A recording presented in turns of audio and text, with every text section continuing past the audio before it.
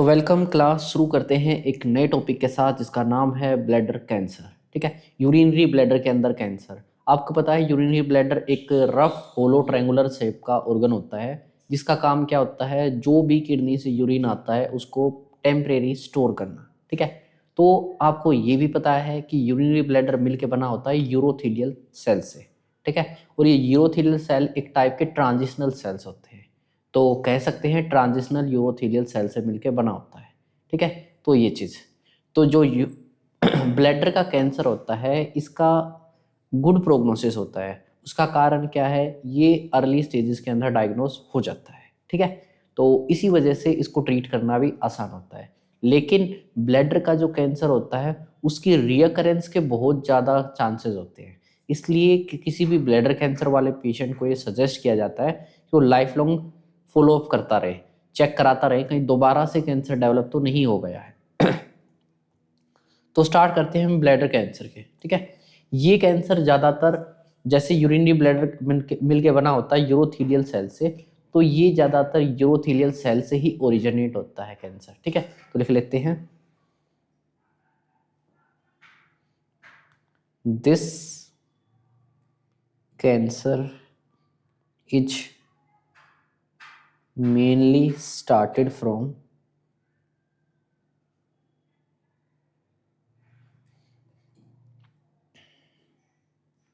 transitional urothelial cells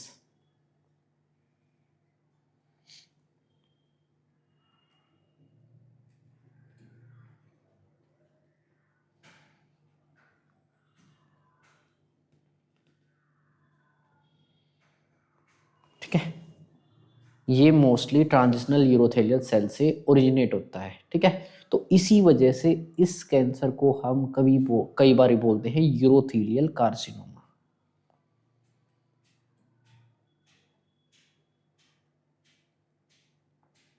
और ये चीज़ है important.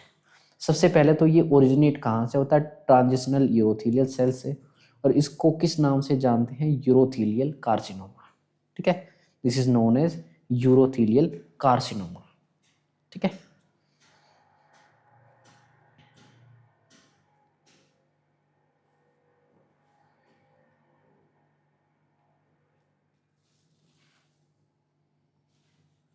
Urothelial carcinoma.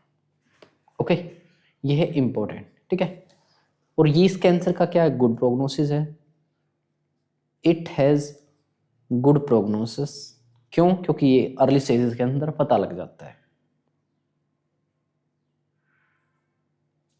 Because of diagnosed in early stages.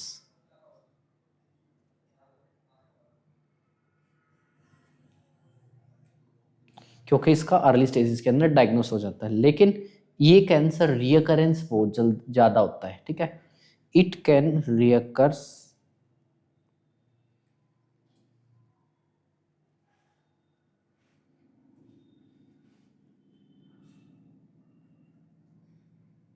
even after complete treatment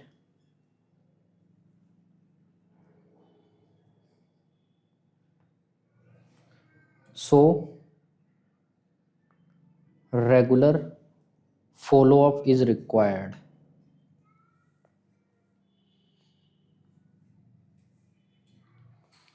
इसलिए regular follow up जरूरी होता है, क्योंकि ये रीअकर हो सकता है। ये है आपका ब्लैडर कैंसर। ठीक है, कहाँ से स्टार्ट होता है, ट्रांजिशनल एपिथेलियम से, जिसको बोलते हैं ट्रांजिशनल यूरोथेलियल सेल्स, और यहाँ पे कैंसर ओरिजिनेट होता है, तो ये मोस्टली होता है यूरोथेलियल कार्सिनोमा। ठीक है, तो this is the bladder cancer for you. अपने को पता है भाई ब्लैडर के कितनी लेयर्स होती है, 3 लेयर होती है। सबसे बाहर सिरोसा, अंदर वाली मस्कुलरिस, और उससे सबसे अंदर वाली म्यूकोजा। ठीक है, अब बात करते हैं ये मेटास्टेसाइज किधर होता है।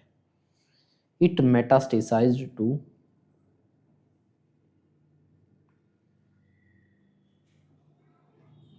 ये कैंसर कहाँ पे मेटास्टेसाइज होता है, लीवर में जा सकता है, बोन में जा सकता है, और लंग्स में जा सकता है।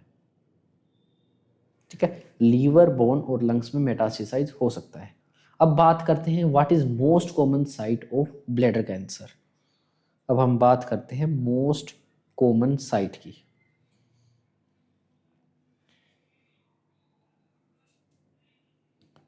सबसे मोस्ट कॉमन साइट तो ये प्रेजेंट होता है ट्राइगोन एरिया में।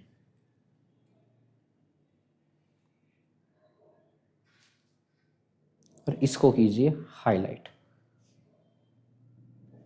अब ये ट्राइगोन एरिया क्या होता है देखिए,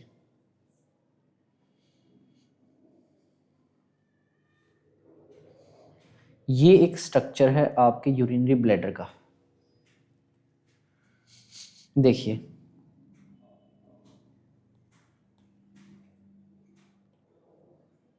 यहाँ पे देखिए, जो ये वाला एरिया है ना, ये जो रफ ट्रायंगुलर बनने लग रहा है, इस एरिया को हम बोलते हैं trigon.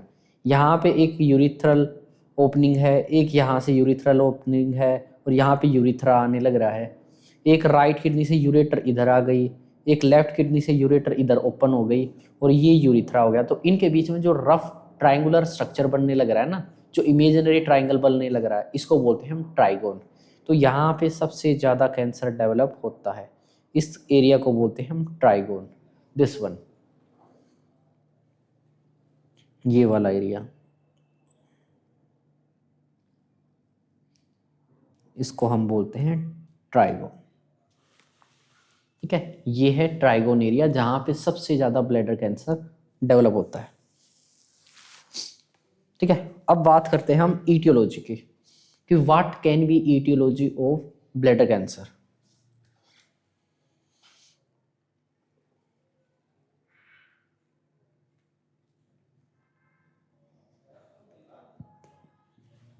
What can be causes and risk factor of bladder cancer. तो देखिए, जो सबसे मेन मोस्ट कॉमन ईटियोलॉजी है वो इसका कोज है सिगरेट स्मोकिंग।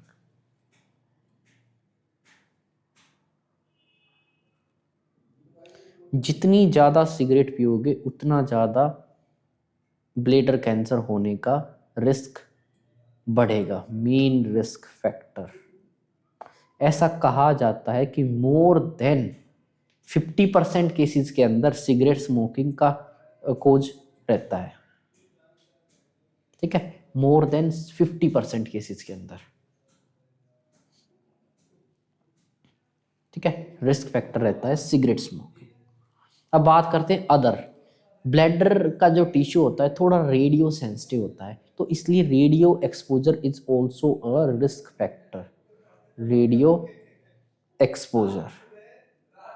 ठीक है, इसके अलावा अगर किसी भी रीजन की वजह से ब्लैडर के टिश्यू को फ्रीक्वेंट क्रोनिक स्टिमुलेशन मिल रही है, उसकी वजह से भी क्या हो सकता है, ब्लैडर कैंसर डेवलप हो सकता है। वहाँ पे सेलुलर चेंजेस हो सकते हैं, जैसे रिकरेंट यूटीआई किसी को हो रहा है, रिकरेंट यूटीआई किसी को हो रहा है, यूरिन ट्रैक्ट इन्फेक्शन हो रहा है, तो भी एक रिस्क फैक्टर बनता है ब्लैडर कैंसर होने का। उसके बाद अगर किसी मेल की एज एडवांस एज है, यानी ओल्ड एज है, यानी ग्रेटर देन 60 ईयर है, तो भी एक रिस्क फैक्टर है। और साथ ही साथ वो पर्सन है मेल। ऐसा कहा जाता है 3:1 का कंपैरिजन होता है मेल और फीमेल में। अगर 4 केस है, 4 में से 3 तो मेल मिलेंगे, केवल एक फीमेल के अंदर ब्लैडर कैंसर हो सकता है। ठीक है, उसके बाद इंडस्ट्रियल केमिकल से एक्सपोजर। ठीक है, ये भी एक मेजर रिस्क फैक्टर है, एक्सपोजर टू इंडस्ट्रियल केमिकल्स।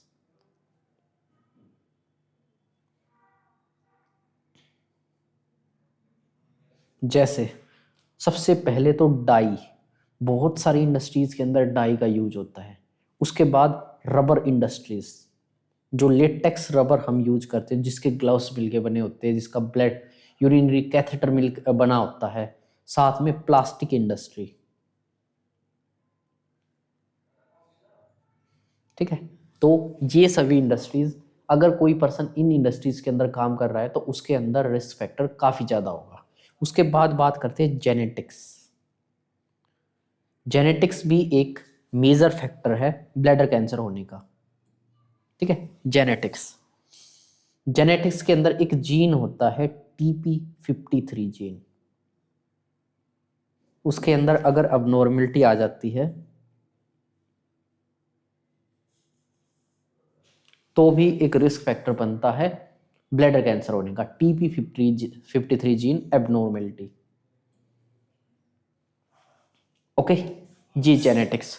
उसके बाद होता है अगर किसी को रेडियोथेरेपी दी गई है किसी ब्लड एब्डोमिनल कैंसर के लिए, या सपोज करो यूट्राइन कैंसर के लिए, सर्वाइकल कैंसर के लिए, तो उसकी वजह से क्या हुआ है, अपना जो ब्लैडर है उसके ऊपर भी कुछ रेडियो वेव्स पड़ गई, जिससे वहां पे कैंसर हो जाता है कभी कभी। ठीक है, और लिख सकते हैं chronic bladder inflammation.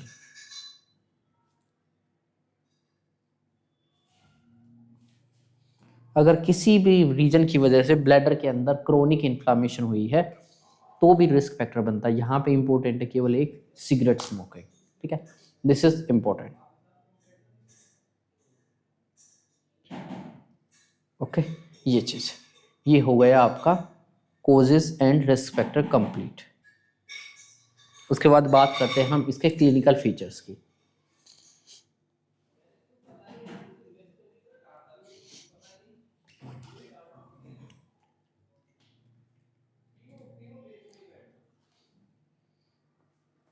Clinical features की बात करते हैं अब हम। क्लिनिकल फीचर्स यानी साइन एंड सिम्टम्स। तो देखिए, सबसे मेन, सबसे इंपॉर्टेंट, सबसे कॉमन एक ही क्लिनिकल फीचर है ब्लैडर कैंसर के अंदर। ब्लैडर का काम क्या होता है, यूरिन को स्टोर करना। तो यूरिन से रिलेटेड ही यहाँ पे क्लिनिकल फीचर आएगा। तो यहाँ पे जैसे जैसे ट्यूमर का साइज बढ़ता है ना, तो ब्लड वेसल्स को ये अपने अंदर ऑक्युपाई कर लेती है। ठीक है तो ब्लड वेसल्स अफेक्ट होती हैं। तो जब माइक्रो ब्लड वेसल्स टूटती हैं, ब्रेक डाउन होती है, तो वहां से ब्लीडिंग स्टार्ट हो जाती है। ठीक है, और वो ज़्यादातर मैलिग्नेंट कैंसर के अंदर पेनलेस रहती है। तो सबसे मोस्ट कॉमन, मोस्ट इंपॉर्टेंट, सबसे मेन सिम्टम है यहाँ पे पेनलेस हेमेचूरिया। तो ये है पेनलेस हेमेचूरिया। ठीक है, ये है मोस्ट कॉमन, और इसको कीजिए highlight. Painless hematuria is the most common sign. उसके बाद जैसे जैसे ट्यूमर डेवलप होती है, यूरिन का पैटर्न पर्सन के अंदर चेंज हो जाता है। उसको कभी अर्जेंसी हो जाती है, कभी फ्रीक्वेंसी हो जाती है, कभी उसको डिसयूरिया हो जाता है। ठीक है, तो लिख सकते हैं सारों को एक साथ, यूरिन फ्रीक्वेंसी, अर्जेंसी,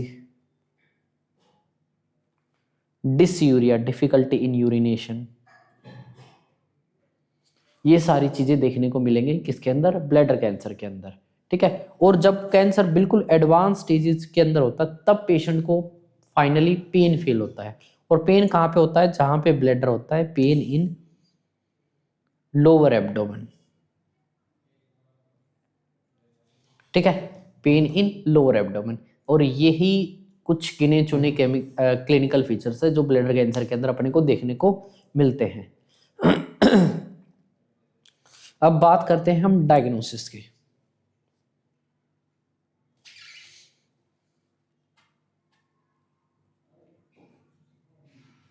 तो डायग्नोसिस के अंदर यहाँ पे सबसे पहले हम लेते हैं हिस्ट्री, और पेशेंट का करते हैं फिजिकल एग्जामिनेशन। हिस्ट्री लेंगे पेशेंट के, भाई पेशेंट का क्या ऑक्यूपेशन है, पेशेंट की फैमिली हिस्ट्री क्या है, पेशेंट की एज क्या है। ठीक है, पेशेंट का जेंडर देख लेंगे। ये सारी चीज़ें देखने के बाद हमें क्या करेंगे, फिजिकल एग्जामिनेशन करेंगे। यहाँ पे पालपेट करके देखेंगे पेन तो नहीं है, पेशेंट का ये देखेंगे यूरिन का कलर क्या है, पिंक तो नहीं आ रहा हेमेचूरिया की वजह से। तो फिजिकल एग्जामिनेशन में जो सबसे मेन फिजिकल एग्जामिनेशन हम करते हैं वो यहाँ पे करते हैं सिस्टोस्कोपी। अब ये सिस्टोस्कोपी क्या होता है, कुछ नहीं होता सिस्टोस्कोपी, केवल अल्ट्रासाउंड होता है यूरिनरी ब्लैडर का। ठीक है, ऑफ ब्लैडर, और ये अल्ट्रासाउंड होता है वाया यूरिथ्रा। अब देखिए इमेज ये होता कैसा है।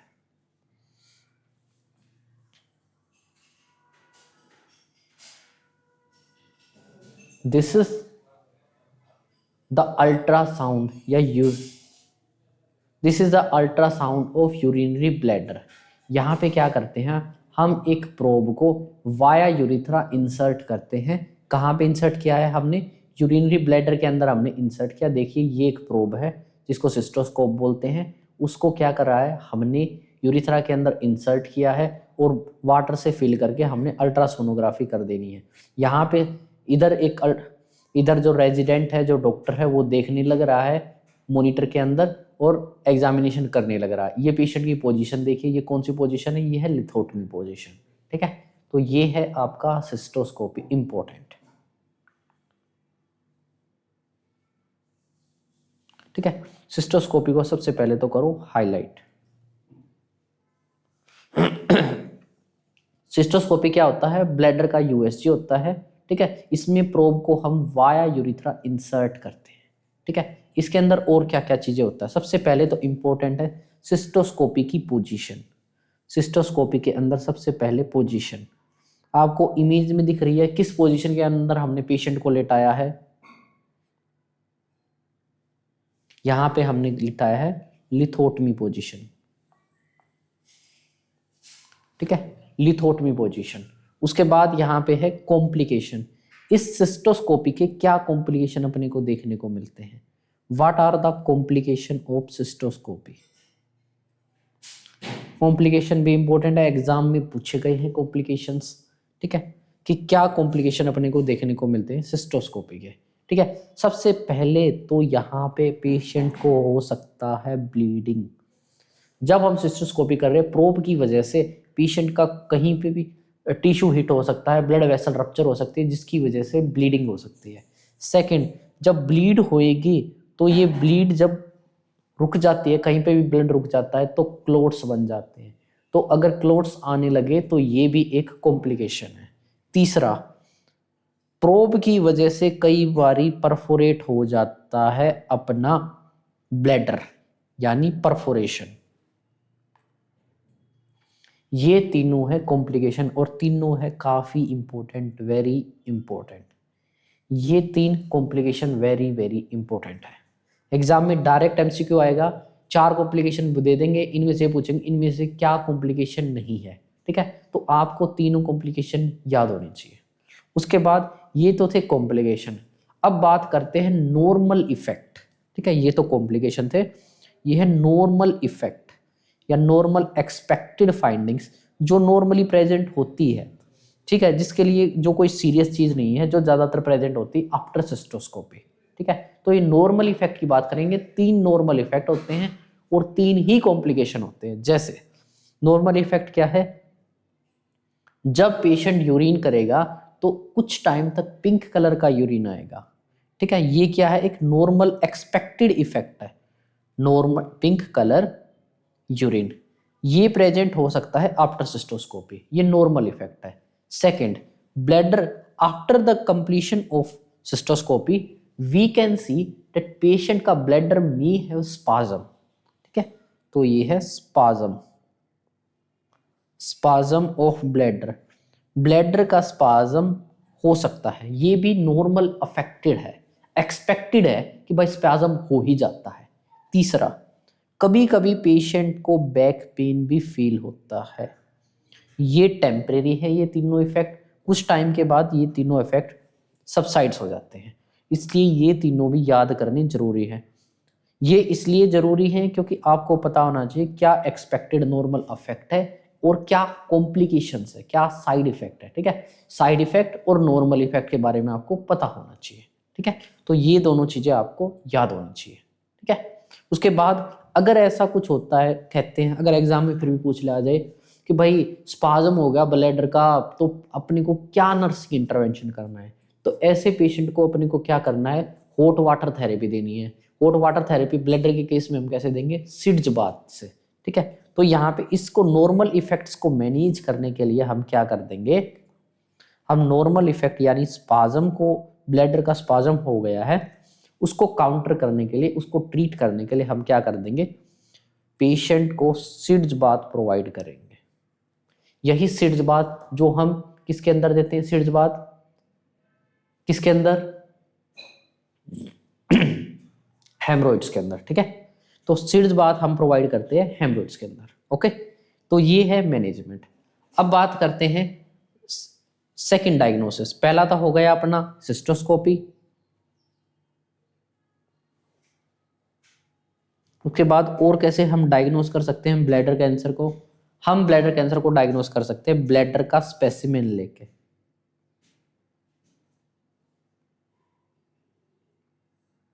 ठीक है।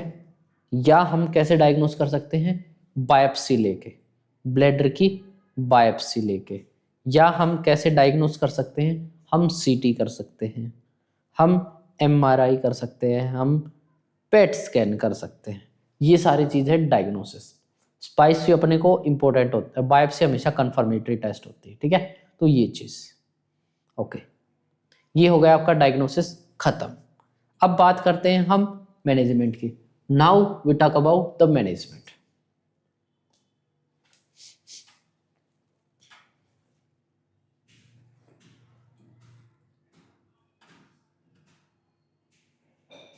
ब्लैडर कैंसर का मैनेजमेंट। सबसे पहले पेशेंट अपने पास आएगा तो हम क्या करेंगे, रेडियोथेरेपी देंगे पेशेंट को, ठीक है। रेडियोथेरेपी, भाई रेडियोथेरेपी के अंदर इंपॉर्टेंट है, रेडियोथेरेपी वैसे ब्रेक ही दे सकते हैं, टेली दे सकते हैं, ठीक है, कोई सी भी दे सकते हैं, डिपेंड अपॉन द ऑन्कोलॉजिस्ट।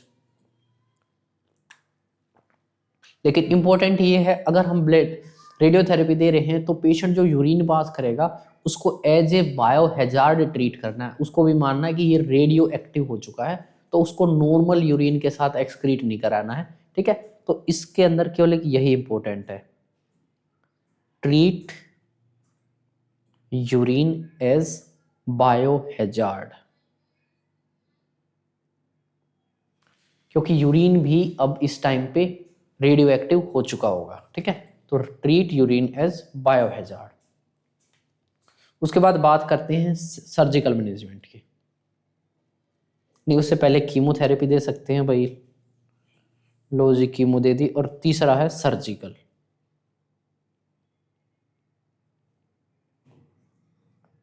हम करेंगे सर्जिकल मैनेजमेंट। सर्जिकल मैनेजमेंट के अंदर हम क्या करेंगे भाई, ब्लैडर के अंदर कैंसर है तो ब्लैडर को निकाल दो, ठीक है, निकाल देंगे, यानी ब्लैडर को रिमूव करना, यानी क्या बोलते हैं, सिस्टेक्टमी। हम क्या कर देंगे, सिस्टेक्टमी, यानी रिमूवल ऑफ ब्लैडर, ठीक है, यानी रिमूवल ऑफ ब्लैडर। सिस्टेक्टमी मतलब यूरिनरी ब्लैडर का रिमूवल।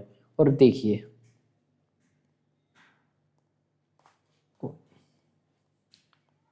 यूरिनरी ब्लैडर का रिमूवल। अब एक चीज देखिए, यहां पे आपके किडनी है, एक किडनी ये है, ठीक है। अब किडनी के अंदर से यूरेटर निकले, एक लेफ्ट किडनी से निकला, एक राइट यूरेटर निकला।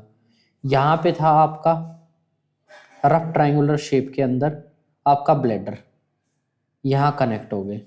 अब ब्लैडर से निकला यहाँ पे यूरिथ्रा, यूरिथ्रा से ओपनिंग बाई फीमेल के अंदर वेजाइना से, मेल के अंदर पेनिस से यूरिन बाहर निकल गया। अगर अब हमने क्या किया है, अब हमने क्या किया है, इस यूरिनरी ब्लैडर को निकाल दिया है। तो अब क्या होएगा, तो अब यूरिनरी ब्लैडर को निकाल दिया है तो ब्लैडर का काम क्या था, एक टेम्परेरी स्टोरेज का काम करता करता था, ठीक है। ब्लैडर निकल गया तो उससे अब क्या होएगा, अब हमारे को एक टेम्परेरी रिजर्वायर बनाना पड़ेगा बैग में, ठीक है, पेट के अंदर, ठीक है, एक टेम्परेरी रिजर्वायर बनाना पड़ेगा। नहीं तो हम डायरेक्ट यूरिथ्रा से कनेक्ट नहीं कर सकते, जो 24/7 वो लगातार यूरिन वहां से बाहर निकलता रहेगा। अपने को एक टेम्परेरी रिजर्वायर पेशेंट के एब्डोमेन के अंदर क्रिएट करना पड़ेगा। तो इसलिए केवल सिस्टेक्टमी से काम नहीं चलेगा, यहाँ पे सिस्टेक्टमी प्लस यूरिन डाइवर्जन करना पड़ेगा अपने को।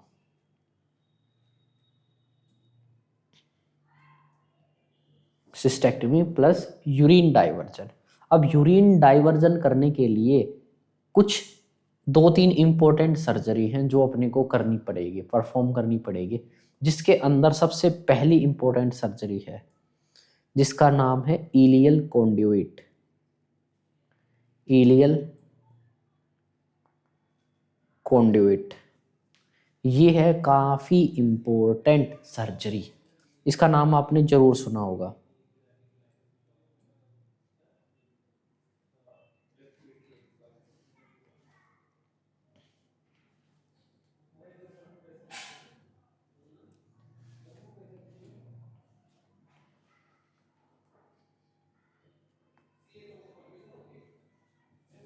इलियल कॉन्ड्यूइट, ठीक है, इलियल कॉन्ड्यूइट। अब देखते हैं ये होती क्या है।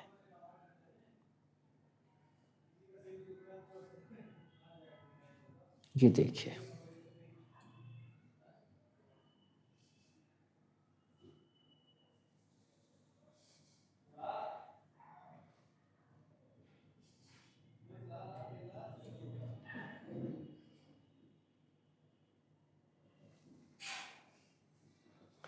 ये देखिए, दिस इज इलियल कॉन्ड्यूइट, ठीक है। इस इलियल कॉन्ड्यूइट को हम दो नाम और से भी जानते हैं। सबसे पहला था, इसका नाम होता है यूरिट्रो इलियोस्टोमी। सबसे पहला तो नाम होता है यूरिट्रो यूरिट्रो इलियोस्टोमी,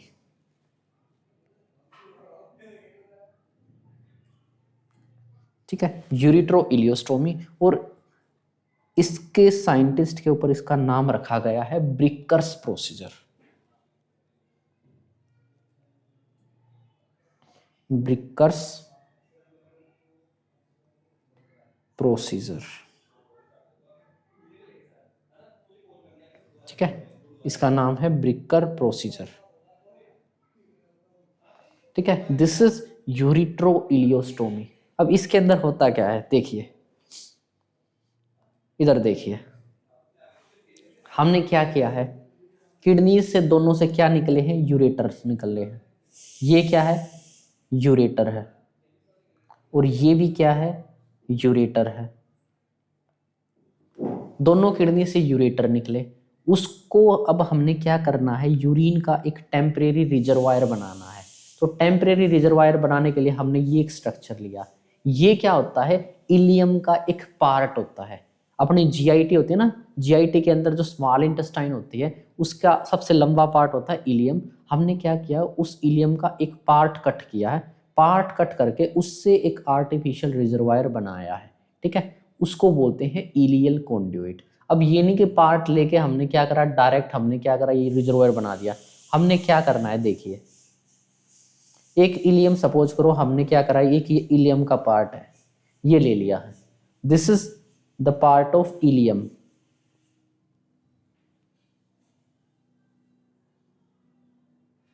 तो अब हमने क्या करना है, इस पार्ट को यहाँ पे एक यूरेटर को इधर कनेक्ट कर दिया, दूसरे को भी इधर कनेक्ट कर दिया, कनेक्ट कर दिया।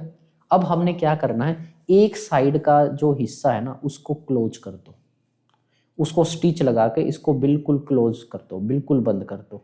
हमने एक साइड से बिल्कुल क्लोज कर दिया, और दूसरे साइड को एब्डोमिनल वॉल पे यहाँ पे स्टोमा क्रिएट कर दो, ठीक है। अब क्या होएगा, यूरिन आएगा, ठीक है। अब क्या आएगा, यूरिन आएगा यूरेटर के थ्रू यहाँ पे आएगा, ठीक है, आके आएगा यहाँ पे कलेक्ट होएगा, ठीक है, यहाँ पे कलेक्ट होगा। ये वाला हिस्सा तो पूरी तरह से क्या हो चुका है, क्लोज, और यहाँ पे बन चुका है स्टोमा। तो यहाँ पे यूरिन जो भी सारा कलेक्ट होएगा टेम्परेरी कुछ टाइम के लिए, उसके बाद इस स्टोमा के थ्रू इस स्टोमा को कनेक्ट कर दो कलेक्टिंग बैग के साथ। यहाँ पे एक कलेक्टिंग बैग होगा, उस बैग के साथ इस स्टोमा को क्या कर देंगे, हम कनेक्ट कर देंगे। हमने क्या किया, इस स्टोमा को कनेक्ट कर दिया है एक कलेक्टिंग बैग के साथ, ठीक है। ये क्या है, एक कलेक्टिंग बैग। हमने जैसे, ये है अपना कलेक्टिंग बैग, इस तरह का हमने कलेक्टिंग बैग स्टोमा को कनेक्ट कर देना है, ठीक है। अब जो यूरिन है, वो यूरिन डायरेक्ट आएगा और सीधा इलियोस्टमी जो अपना इलियल कॉन्ड्यूइट के अंदर कलेक्ट होएगा, और उसके बाद इस कलेक्टिंग बैग के अंदर जमा हो जाएगा। अब कलेक्टिंग बैग के अंदर यूरिन फिल हो जाएगा, और हम जब चाहें इस कलेक्टिंग बैग को एप्टिक कर सकते हैं, खाली कर सकते हैं। ये है आपका इलियल कॉन्ड्यूइट प्रोसीजर, ठीक है। अंडरस्टैंड, हमने क्या किया भाई, दोबारा से सुनिए। हमने इलियम का एक पार्ट कट किया है, उसको एक साइड से क्लोज कर दिया, दूसरे साइड में स्टोमा बना दिया और स्टोमा को कलेक्टिंग बैग से अटैच कर दिया। ठीक है, अब क्या है, दोनों यूरेटर्स से यहाँ पे किडनी के अंदर, यहाँ पे क्या हो रहा है, दोनों यूरेटर्स के अंदर यहाँ पे यूरिन आने लग रहा है, नीचे आया, इधर से भी यूरिन आया, इधर से भी यूरिन आया, यूरिन यहाँ पे कलेक्ट हुआ और यहाँ से क्या है, ये पूरा पूरा क्लोज है, इस साइड से क्या है, क्लोज है, और इस साइड को क्या कर दिया हमने, स्टोमा बना दिया और इस स्टोमा को ऐसे कलेक्टिंग बैग से कनेक्ट कर दिया। ठीक है, तो अब क्या होएगा, यूरिन क्या है, नीचे आके यहाँ पे कलेक्ट होकर स्टोमा के थ्रू कलेक्टिंग बैग में कलेक्ट हो जाएगा। ठीक है, यहाँ पे इकट्ठा हो जाएगा। This is ileal conduit. ठीक है, ये था आपके लिए इलियल कॉन्ड्यूइट। ठीक है, इसको लिख लेते हैं, जो जो मैंने बताया स्टेप्स लिख लेते हैं सिंपल वे में। ठीक है, इलियल कॉन्ड्यूइट, यहाँ पे a small part of ileum is taken,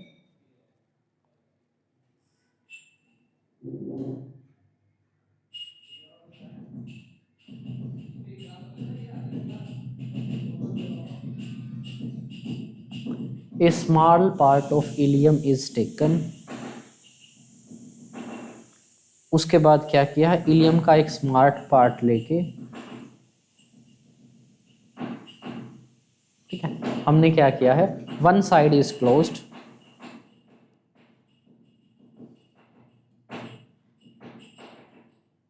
one side is closed and another side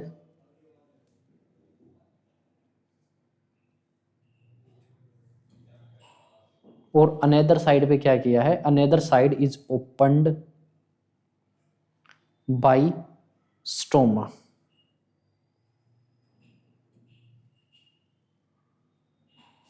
एक साइड क्लोज कर दी और एक साइड स्टोमा के साथ ओपन कर दी हमने। ठीक है, a small part of ileum is taken, one side is closed and another side is opened by stoma। उसके बाद स्टोमा, उसके बाद एक चीज और लिख लो, टू कलेक्टिंग बैग।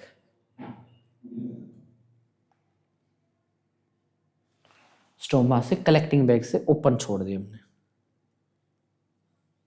ओके, उसके बाद हमने किया, यूरेटर्स को कनेक्ट कर दिया इससे। यूरेटर्स आर कनेक्टेड, यूरेटर्स को कनेक्ट कर दिया हमने। ठीक है, यहाँ पे क्या किया हमने, यूरेटर्स को कनेक्ट कर दिया। उसके बाद क्या हुआ है,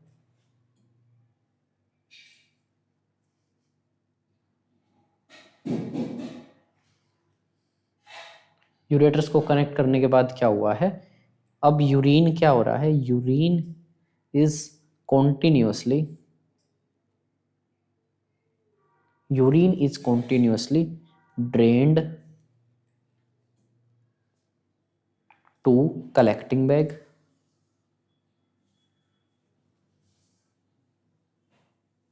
to collecting bag through stoma।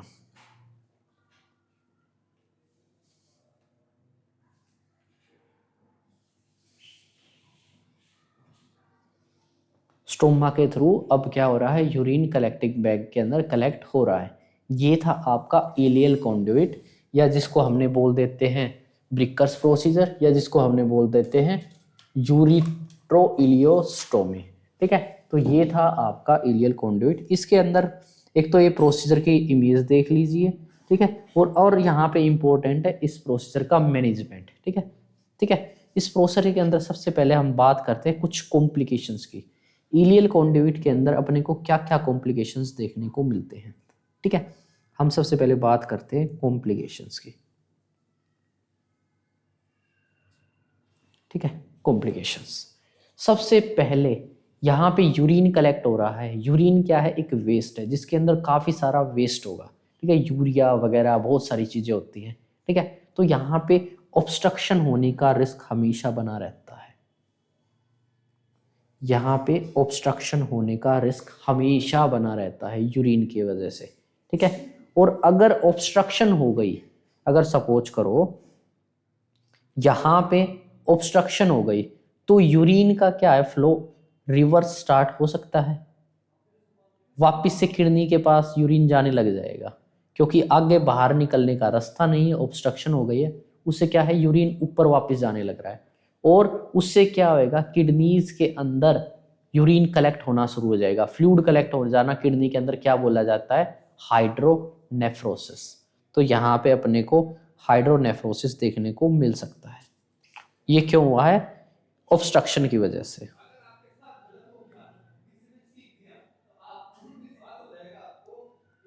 Hydronephrosis, ठीक है। साथ में अगर पाइलो एरिया के अंदर हो जाए, रीनल पेल्विस के अंदर अगर फ्लूइड कलेक्ट हो जाए तो उसको बोलते हैं पाइलोनेफ्रोसिस, ठीक है। और वहां पे फ्लूइड एक्यूमुलेशन की वजह से क्या हो जाए, अगर इन्फ्लामेशन हो जाए तो उसको बोल सकते हैं पाइलोनेफ्राइटिस।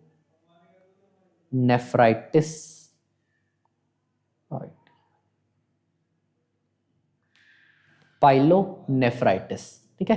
रीनल पेल्विस के अंदर इन्फ्लामेशन हो जाना, ठीक है, पाइलोनेफ्राइटिस। और क्या हो सकता है, लीकेज हो सकती है, leakage of urine through stoma, stoma के थ्रू यूरिन लीक हो सकता है।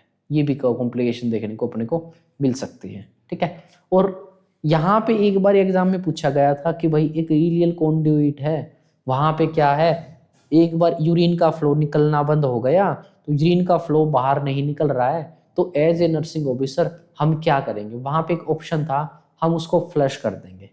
तो एज ए नर्सिंग ऑफिसर आपको कभी भी इलियल कॉन्ड्यूइट को फ्लश नहीं करता अनटिल एंड अनलेस एसआर आपको ऐसा ऑर्डर करे, ठीक है। आपको कभी भी अपनी ओर से फ्लश करना नहीं है, ठीक है। तो इस चीज को नोट डाल के लिख लो,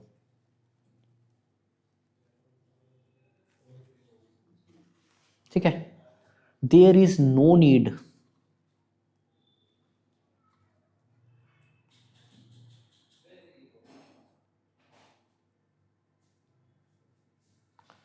there is no need to flush or drain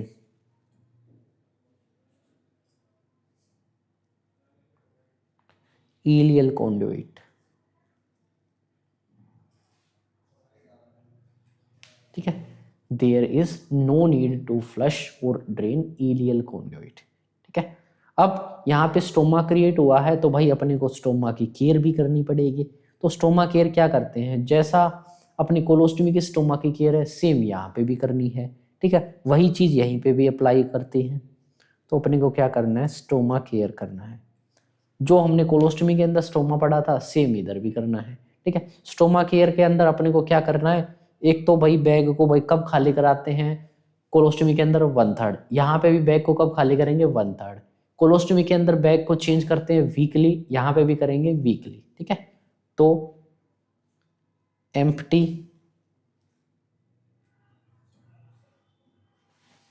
empty collecting bag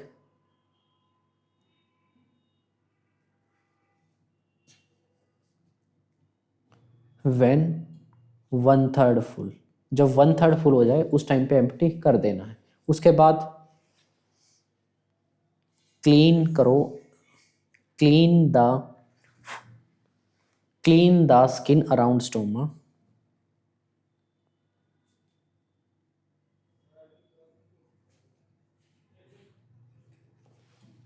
with mild soap and water.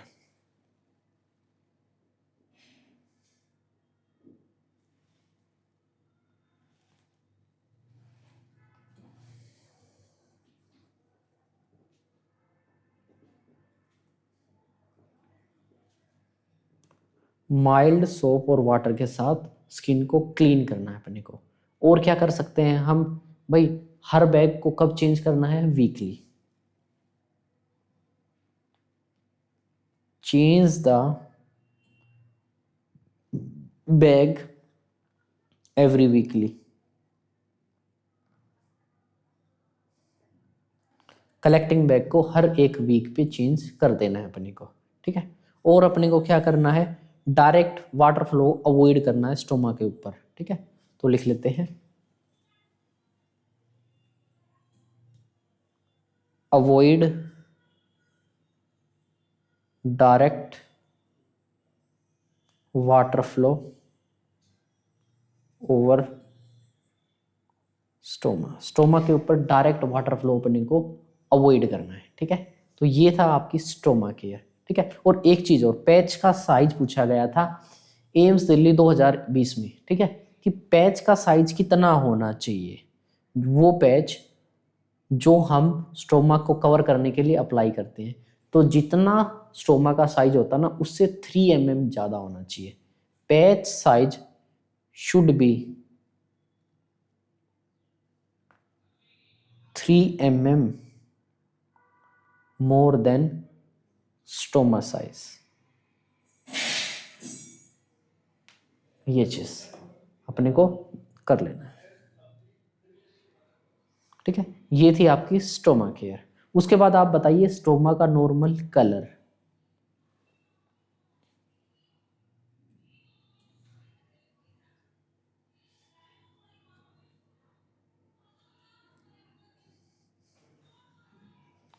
Stoma colour, अगर नॉर्मल स्टोमा का कलर बताया जाए तो वो होता है ब्रिक रेड या ब्राइट रेड, ब्रिक कह लो या ब्राइट कह लो, रेड, ठीक है। एंड प्लस में मोइस्ट होना चाहिए स्टोमा, ऐसा नहीं ड्राई हो, ठीक है, ऐसा नहीं स्वेल हो। ये है एक स्टोमा के नॉर्मल कैरेक्टरिस्टिक, ठीक है। ब्रिक या ब्राइट रेड या कभी कभी ब्राइट पिंक भी बोल देते हैं, ठीक है। ब्राइट रेड हो या ब्राइट पिंक हो वो भी नॉर्मल है, प्लस मोइस्ट होना चाहिए, ठीक है। ये चीज ब्रिक या ब्राइट रेड या ब्राइट पिंक प्लस मोइस्ट, ठीक है, ये नॉर्मल। और अगर हो पेल पिंक, अगर ब्राइट पिंक है तो नॉर्मल है, लेकिन अगर पेल पिंक है तो ये इंडिकेट करता है यहाँ पे ब्लड की सप्लाई डिक्रीज हो रही है, डिक्रीज सप्लाई इंडिकेट करता है। उसके बाद अगर है पेल येलो,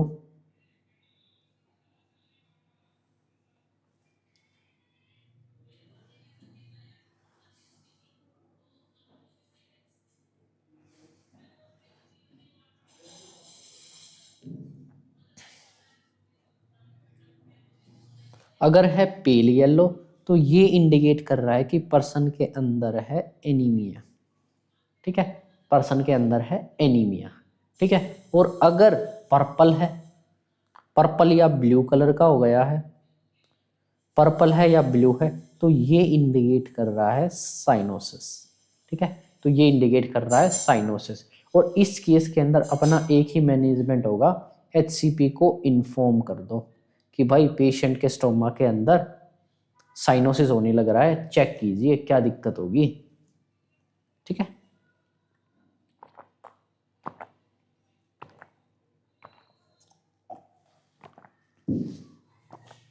ये था आपका कोक पाउच, नहीं सॉरी, ये था आपका इलियल कॉन्डुइट। उसके बाद आता है आपका सेकंड कोक पाउच।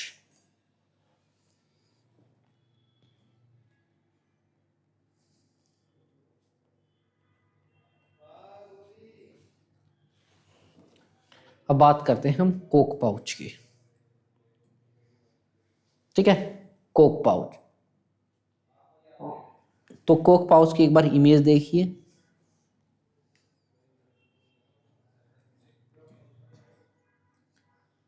ये होता है आपका कोक पाउच।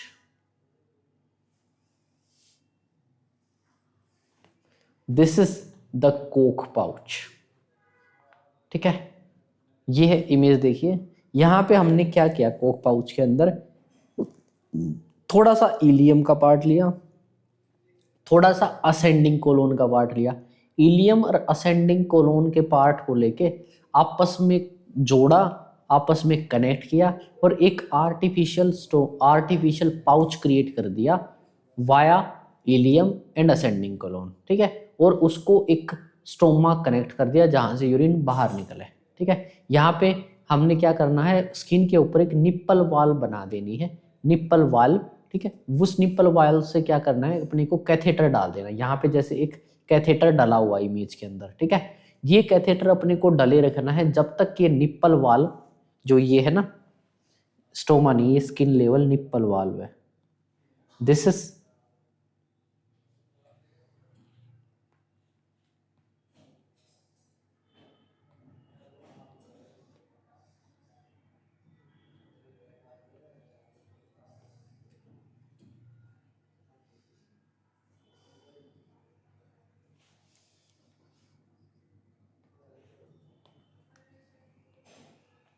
ये है निप्पल वाल्व।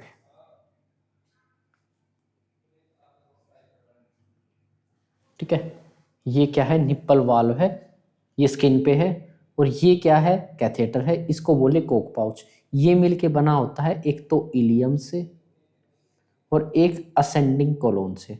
असेंडिंग कोलोन और इलियम को दोनों को जोड़ के एक ऐसा हमने आर्टिफिशियल पाउच बना दिया, उसको हमने कोक पाउच नाम दे दिया। और एक साइड से उसको निप्पल वाल बना दी, और निप्पल वाल के थ्रू हमने क्या करना है, कैथेटर डाल देना इस पाउच के अंदर। और ये कैथेटर तब तक डले रखना है जब तक कि निप्पल वाल हील नहीं हो जाती।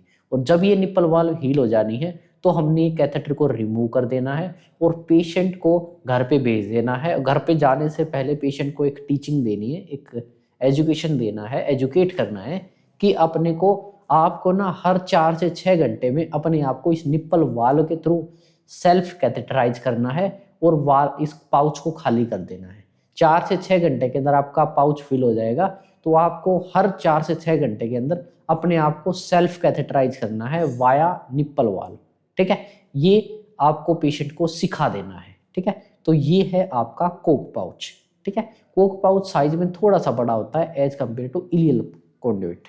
ठीक है, इलियल कॉन्ड्यूइट के अंदर हमने क्या क्या लीज लिए है, इलियम का पार्ट लिया है, असेंडिंग कोलोन का पार्ट लेके एक पाउच बना दिया और एक तरफ निप्पल वाल्व क्रिएट कर दी, बस। अगर बिल्कुल सिंपल वे में कहें तो देखिए, हमने क्या किया है, असेंडिंग कोलोन और इलियम से एक ऐसा पाउच बना दिया, रफली मान लेते हैं। ठीक है, यूरेटर को इधर कनेक्ट कर दिया, एक को इधर कनेक्ट कर दिया, और यहाँ पे एब्डोमेन की वाल है, तो यहाँ पे अपने को एक निप्पल वाल कलेक्ट बना दिया। ये क्या है, एक निप्पल वाल है, निप्पल वाल क्रिएट कर दी। ठीक है, ये निप्पल वाल क्रिएट कर दी। अब हमने क्या करा है, इस निप्पल के अंदर अपने को कैथेटर डाल देना है इस यूरिन को कलेक्ट बाहर निकालने के लिए। यहाँ पे क्या है, यूरिन फिल हो जाता है। ठीक है, यहाँ पे यूरिन फुल है। ठीक है, और इस कैथेटर से अपने को इस पाउच को खाली कर देना है। ठीक है, जब पेशेंट घर जाए, ठीक है, घर तभी जाएगा निप्पल वाल जब कंप्लीटली मैच्योरली हील हो चुकी होती है। उसके बाद पेशेंट को सेल्फ कैथेटराइजेशन सिखा देना है कि हर 4 से 6 घंटे के अंदर अपने निप्पल वाल के थ्रू एक कैथेटर डालना है और खाली करके कैथेटर को बाहर निकाल लेना है, बस। ठीक है, लिख लेते हैं सारी चीजें। ये है आपका कोक पाउच। ठीक है, इसके अंदर part of ileum and ascending colon is used to make a pouch. ठीक है, part of ileum and ascending colon is used to create a pouch. ठीक है, उसके बाद इस पाउच में क्या करेंगे, यूरेटर्स को कनेक्ट कर देंगे। Ureters are connected to one side and a special nipple valve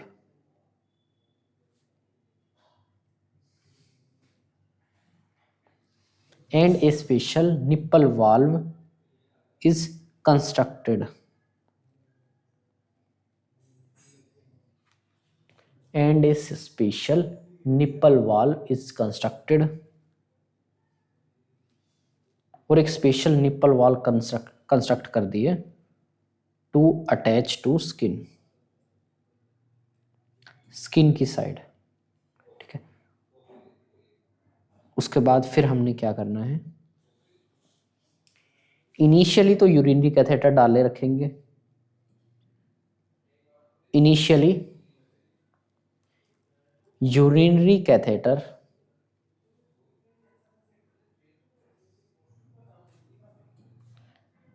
is used to drain continuously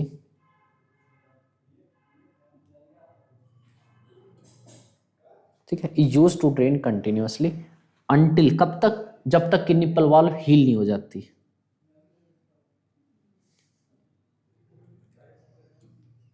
until the pouch and valve is healed, जब तक कि हीलिंग कंप्लीट नहीं हो जाती तब तक अपने को यूरिनरी कैथेटर को इंसर्ट करके रखना है। उसके बाद फिर हमने क्या करना है,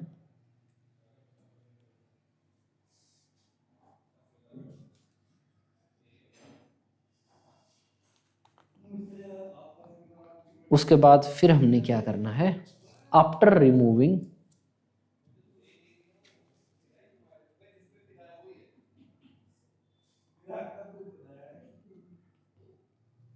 after removing of urinary catheter,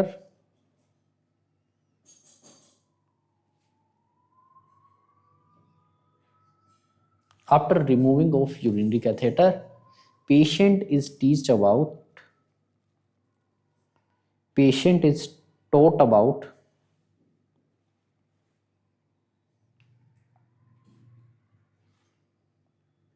patient is taught about self catheterization,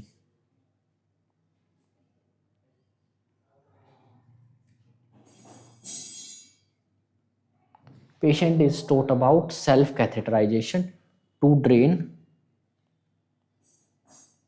reservoir या pouch, to drain pouch every 4 to 6 hourly। बस ये था आपका कोक पाउच। ठीक है, this is your Kock pouch. ठीक है,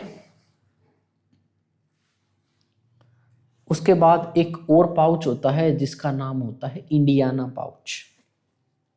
कौन से नंबर वाला है, थर्ड।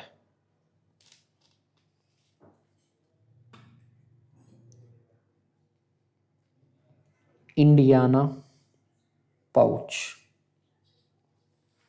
देखिए, जो इंडियाना पाउच होता है वो same as it is Kock pouch की जैसा होता है, बस डिफरेंस एक होता है, कोक पाउच थोड़ा छोटा होता है, इंडियाना पाउच थोड़ा सा बड़ा होता है, बस, और कुछ भी डिफरेंस नहीं है। ठीक है, same as Kock pouch,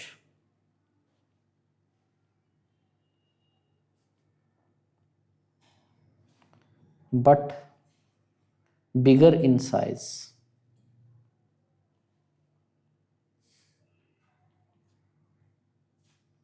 as compare to Kock pouch.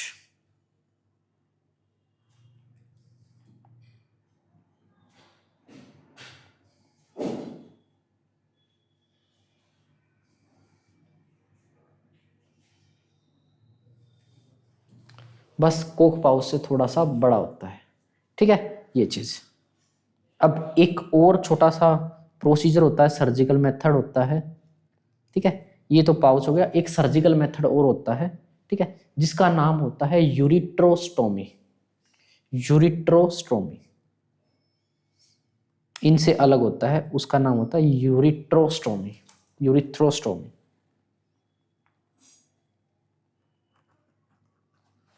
ठीक है, नाम से ही पता चल रहा है, यहाँ पे क्या कर रहे हैं, यूरेटर्स को जो किडनी से निकलते हैं उसको डायरेक्ट स्किन पे आके अटैच कर दो। किसी रिजर्वायर, कोई रिजर्वायर बनाने की जरूरत नहीं है, बगैर रिजर्वायर के स्किन पे कनेक्ट कर दो बस। ठीक है, इसके अंदर क्या करते हैं हम, ureters are directly attach to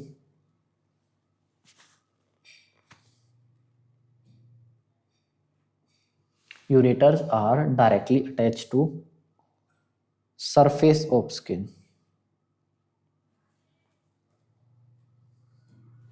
ठीक है, surface of skin of abdomen. ठीक है, एब्डोमेन के स्किन पे अटैच कर दो और उसके बाद उसको अटैच कर दो कलेक्टिंग बैग के साथ, to drain into collecting bag.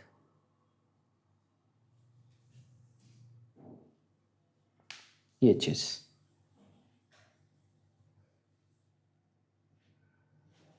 ये था आपका यूरिट्रोस्टोमी। ठीक है, अब एक और छोटा सा प्रोसीजर होता है जो ब्लैडर कैंसर के अंदर हम करते हैं, थोड़ा मेडिसिनल प्रोसेस है, जिसका नाम होता है बीसीजी वैक्सीन।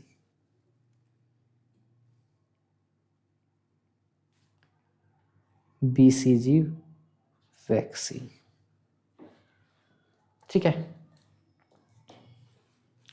अब यहाँ पे बीसीजी वैक्सीन क्या होता है, वैसे तो ट्यूबरक्लोसिस के लिए यूज होती है, लेकिन क्या करते हैं, अगर बीसीजी वैक्सीन को ब्लैडर कैंसर के केस के अंदर ब्लैडर के अंदर इंसर्ट किया जाए, तो बीसीजी वैक्सीन क्या करती है, हमारे इम्यून सेल्स को एक्टिवेट कर देती है, और ये इम्यून सेल जाके ट्यूमर सेल पे अटैक करना शुरू कर देते हैं, जिससे ट्यूमर सेल डिस्ट्रॉय हो जाते हैं। This is the mechanism of BCG vaccine which we can use in bladder cancer, ठीक है। यहाँ पे हमने क्या किया है, बीसीजी वैक्सीन को इंसर्ट किया ब्लैडर कैंसर के अंदर ट्यूमर के पास।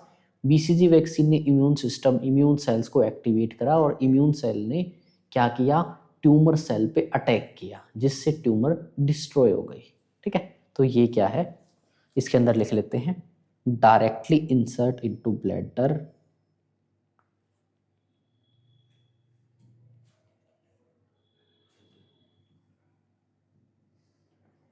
डायरेक्टली इंसर्ट इनटू ब्लैडर, ये क्या करती है, it stimulate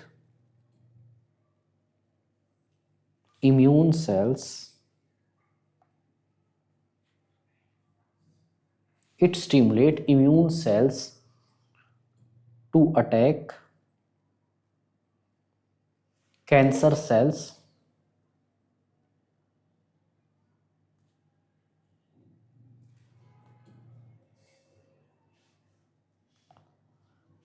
it stimulate immune cells to attacks cancer cells, ठीक है। ये चीज़, ये है इसका मैकेनिज्म, ठीक है। और ये ज़्यादातर यूज की जाती है, used for superficial bladder cancer,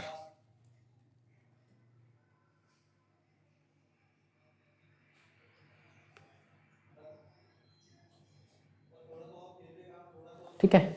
जब कैंसर की जो ट्यूमर है, कैंसर का जो ट्यूमर है वो सुपरफिशियली प्रेजेंट हो, ज़्यादा डीप प्रेजेंट हो, तब बीसीजी वैक्सीन हम यूज कर सकते हैं। हाँ, इसका साइड इफेक्ट भी पूछते हैं कि इसका एक कॉमन सा साइड इफेक्ट होता है, ये ब्लैडर के अंदर इन्फ्लामेशन कर देता है, और inflammation in bladder is known as cystitis.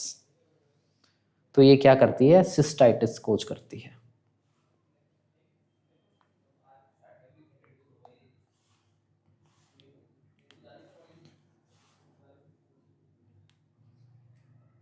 ठीक है, इट कैन कोज सिस्टाइटिस। तो ये था बीसीजी वैक्सीन का यूज, जो हम यूज करते हैं ब्लैडर कैंसर के अंदर, ठीक है। तो ये था आपका bladder cancer. Thank you for the class.